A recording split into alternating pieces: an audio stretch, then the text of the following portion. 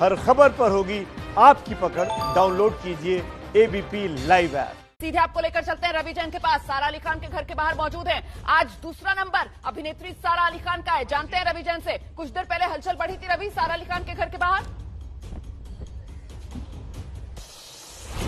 जी, यहाँ पर थोड़ी देर पहले हलचल तेज हो गई थी। सारे मीडियाकर्मी सुबह से ही लगातार इंतजार कर रहे हैं कि सारा अली खान जुहू के पेनिनसुला 52 बिल्डिंग से कब निकलेंगी, कब वो नीचे उतरेंगी, कब एनसीपी के लिए निकलेंगी। दीपिका पादुकोण ने चकमा दे दिया है मीडिया को, तमाम मीडिया को, और वो एनसीपी दफ्तर पहुंच गई हैं। श्रद्धा कपूर के भी कहीं से और से निकलने की खबरें आ रही हैं, हालांकि इसकी पुष्टि अभी नहीं हुई है। ऐसे में अब ये आशंका यहां भी निर्माण हो गई है कि क्या सारा अली खान इसी घर में मौजूद हैं या रात को कहीं वो निकल तो नहीं गई किसी और घर में या कहीं होटल में। अब ये आशंका यहां तमाम मीडिया कर्मियों के मन में आ गई है, क्योंकि दीपिका ने जो स्ट्रैटेजी अपनाई थी, हो सकता है कि सारा भी वो स्ट्रैटेजी अपनाए। लेकिन मैं आप लोगों को बता दूं कि यहां पर सुबह से ही काफी हलचल है और पुलिस की पूरी एक वैन जो है यहां पर लगाई गई है। तो इससे एक इशारा मिलता है कि सारा अली खान इसी घर में होगी, क्योंकि इतनी बड़ी सुरक्षा नहीं लगाई जाती है किसी सितारे के घर पे जब तक कि कोई बड़ी बात ना हो। तो ये कुछ पुलिसकर्मी अभी अभी यहां से उतरे थे, जिसकी तस्वीर मैंने भेजी है।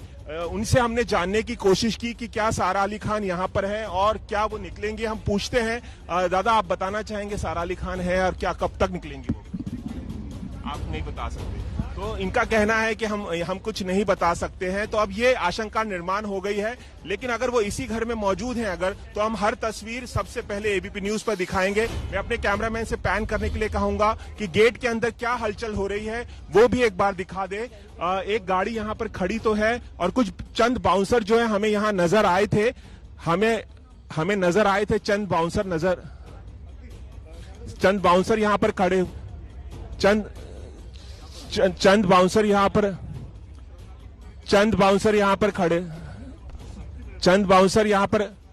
बाउंसर यहाँ पर खड़े थे।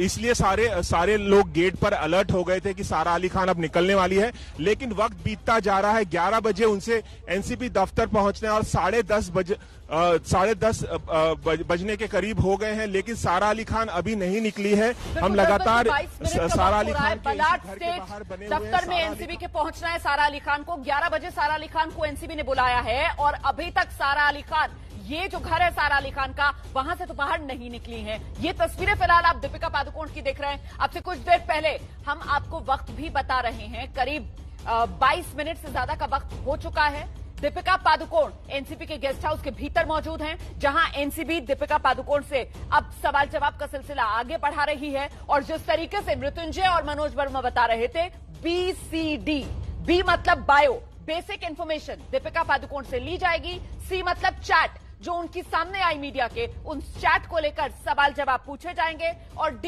मतलब ड्रग्स को लेकर पूछताछ की जाएगी। फिलहाल आपको सीधे वरुण जैन के पास लेकर चलेंगे। वरुण मौजूद है बलाट स्टेट दफ्तर के बाहर एनसीबी के, जहां पर आज सारा अली खान और श्रद्धा कपूर को पहुंचना है। वरुण, देखिए, बिल्कुल मैं बलाट से एनसीबी के दफ्तर के बाहर मौजूद हूँ और आपको फिलहाल यहाँ पर दिखाऊं जो हलचल है वो काफी तेज है, क्योंकि किसी भी वक्त श्रद्धा कपूर यहाँ पर पहुंच सकती है, ऐसा हमारे को बताया जा रहा है। हालांकि 10 बजे का टाइम था और अब 10:15 भी हो चुके हैं, इसीलिए इंतजार यही है कि श्रद्धा कपूर कब पहुंचती है। सारा अली खान को 11 बजे का टाइम दिया गया था, तो इसी एक्सचेंज बिल्डिंग में जो ऑफिसर है समीर वानखेड़े वो यहाँ पर पहुंच चुके हैं। सवालों की जो लिस्ट है वो तैयार हो चुकी है। रुमाना आसान नहीं है, जितना मर्जी समय लगा ले, वकीलों से जितनी मर्जी बातचीत करे, तैयारी कर आए, लेकिन एजेंसीज के पास एक्सपर्टीज होती है। उनको पता है कि कैसे सवालों में उलझाया जाता है, कैसे एक ही सवाल को 4 बार घुमाकर पूछा जाता है, कैसे क्रॉस क्वेश्चनिंग की जाएगी, कैसे वो व्हाट्सएप चैट सामने रखने हैं कि जितनी मर्जी तैयारी कर आ जाए, लेकिन यहाँ पर एजेंसी के सामने नहीं चलेगी। और फिलहाल हलचल यहाँ पर तेज है, बस इंतजार है कि कब श्रद्धा कपूर यहाँ पर पहुंचती है। पहले श्रद्धा कपूर पहुंचेंगी और उसके बाद में करीब 1 घंटे का फर्क था दोनों के यहाँ पर पहुंचने में, सारा अली खान का समय था। तो फिलहाल हलचल बहुत तेज है। खुद जो इलाके के डीसीपी हैं, आप सामने देख सकते हैं, वो यहाँ पर खड़े हैं, लगातार मॉनिटरिंग कर रहे हैं सिक्योरिटी को लेकर। और इस तरीके से एक क्यू बना दी है, मैं अपने कैमरामैन से कहूंगा कि एक बार दिखाएं, इस तरीके से क्यू बना दी गई है कि जैसे ही उनकी गाड़ी यहाँ पर पहुंचती है तो उनको घेर कर अंदर लेकर जाया जा सके। तो कहीं ना कहीं हलचल तेज है और सभी को इंतजार है कि कब श्रद्धा कपूर यहाँ पर पहुंचेगी और उनसे क्वेश्चनिंग की जाएगी। जी रुमाना। बिल्कुल, आप रहिए मेरे साथ, मैं लौटूंगी आपके पास। बता रहे हैं वरुण जैन किस तरीके से बलात स्टेट गेस्ट हाउस के बाहर भी आप देख रहे हैं एनसीबी का दफ्तर, जहां पर श्रद्धा और सारा अली खान को पहुंचना है आज पूछताछ के लिए, एनसीबी के सवालों का जवाब देने के लिए। वहां पर भी सुरक्षा के कड़े इंतजाम और इसी तरीके से मुंबई पुलिस की तैनाती सारा अली खान के घर के बाहर भी इस वक्त बढ़ गई है। और ये दीपिका पादुकोण जो पहुंच चुकी हैं एनसीबी के गेस्ट हाउस। दीपिका को जो वक्त दिया गया था सुबह 10 बजे का, उससे करीब 10 मिनट पहले दीपिका पादुकोण पहुंच गई एनसीबी के गेस्ट हाउस में पूछताछ के लिए। हम सीधे एक बार फिर से आपको लेकर चलते हैं कुमकुम बिनवाल। अंकित गुप्ता भी लगातार हमारे साथ बने हुए हैं। कुमकुम, भले ही चकमा मीडिया को दिया हो, लेकिन पूरी तैयारी के साथ वकीलों से सलाह मशवरा करके दीपिका पादुकोण तय वक्त से पहले एनसीबी के गेस्ट हाउस में। बिल्कुल रुमाना, और जो जानकारी हमारे पास है, कल भी वीडियो कॉन्फ्रेंसिंग के जरिए करीब 10 से 12 वकीलों से दीपिका पादुकोण सलाह मशवरा कर रही थी। कल रात तो खैर वो निकल गई, अगर रणवीर सिंह के साथ है तो हो सकता है कि अगर किसी थर्ड जगह पर वो रुकी है तो वहां भी सलाह मशवरा हो। लेकिन दीपिका जिस गाड़ी से निकली है, क्रेटा गाड़ी, उसके बारे में अंकित एक जानकारी दी। हमारा एक महत्वपूर्ण चीज ये है, जिस गाड़ी से आज वहां पर वो पहुंची है, जो एक तरीके से लोगों को चकमा देते हुए, वो गाड़ी 2 दिन पहले जब वो मुंबई आई थी तो एयरपोर्ट पर भी पहुंची थी। आपने देखी थी? बिल्कुल।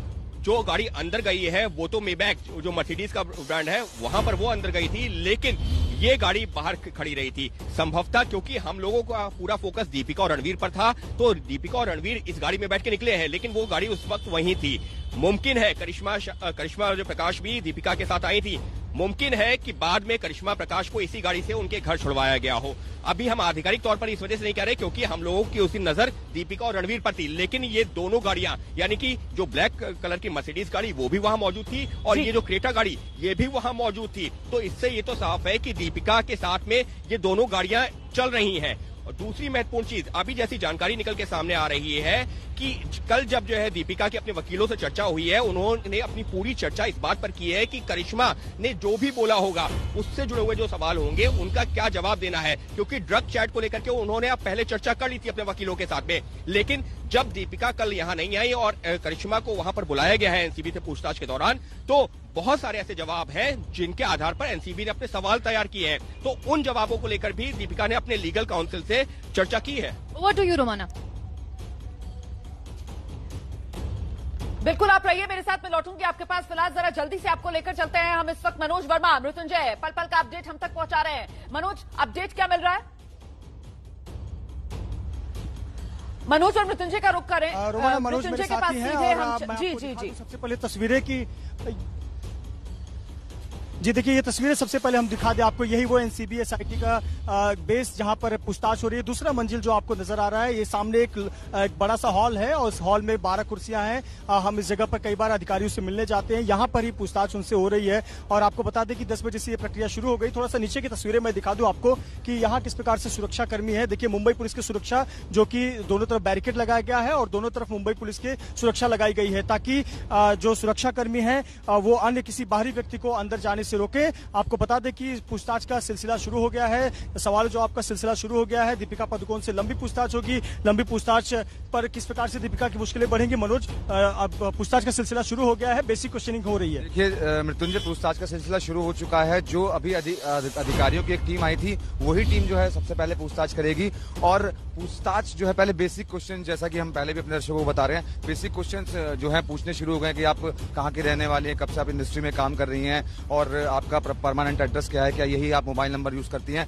ये सवालों का सिलसिला अब शुरू हो गया। लेकिन मुश्किलें कब बढ़ेंगी? मुश्किलें बढ़ेंगी जैसा कि आपने बताया था बी, सी और डी में। जब सी की क्वेश्चनिंग शुरू होगी, यानी कि जब चैट के बारे में पूछा जाएगा, क्योंकि चैट उन्हीं की है, सब जानते हैं। और एनसीबी ऐसे किसी को नहीं बुलाती, पुख्ता सबूत है एनसीबी के पास, इसलिए बुलाया गया है। अब जब चैट के बारे में पूछा जाएगा तब मुश्किलें बहुत ज्यादा बढ़ने वाली, क्योंकि चैट उन्हीं की है, उसमें वो खुद एडमिन रही हैं। 3 लोग उसमें मौजूद थे, दीपिका खुद मौजूद थी उस चैट के अंदर, इसके अलावा जया मौजूद थी और उसके अलावा करिश्मा मौजूद थी। मनोज देखिए, ये जो व्हाट्सएप चैट ग्रुप है, व्हाट्सएप चैट ग्रुप का नाम क्या था? व्हाट्सएप चैट ग्रुप का नाम था डीपी का क्वान। डीपी अंग्रेजी के जो शब्द, उसके बाद स्पेस था का, के ए, उसका मतलब है करिश्मा। और उसके बाद क्वान, KWAN, दीपिका क्वान, ये व्हाट्सएप ग्रुप का नाम था जिसकी एडमिन थी। कौन? दीपिका पादुकोण। साथ ही साथ सामने निकल कर आए हैं जहां पर बात हो रही है दीपिका पादुकोण और करिश्मा प्रकाश के बीच। माल है क्या? हाँ, लेकिन घर पर हूं मैं, बांद्रा में हूं। ये चैट है जिसमें सीधे सीधे दीपिका पादुकोण करिश्मा प्रकाश से कह रही हैं, हैश ना, वीड नहीं, मतलब बाकायदा ड्रग्स का नाम लेकर ये तमाम बातें की जा रही हैं चैट पर। यही चैट जो एनसीबी के हाथ लगी, ये देखिए, हैश ना, वीड नहीं चाहिए। ये दीपिका पादुकोण के रजिस्टर्ड मोबाइल नंबर से भेजा गया मैसेज, व्हाट्सएप चैट। सीधे रुक करते हैं, अभिनेता मुकेश ऋषि लगातार हमारे साथ बने हुए हैं। मुकेश ऋषि जी, आपको लगता है कि ये जिस तरीके से चैट सामने आई है दीपिका पादुकोण के रजिस्टर्ड मोबाइल नंबर से, इसी वजह से दीपिका पादुकोण इस वक्त ज्यादा मुश्किल में है?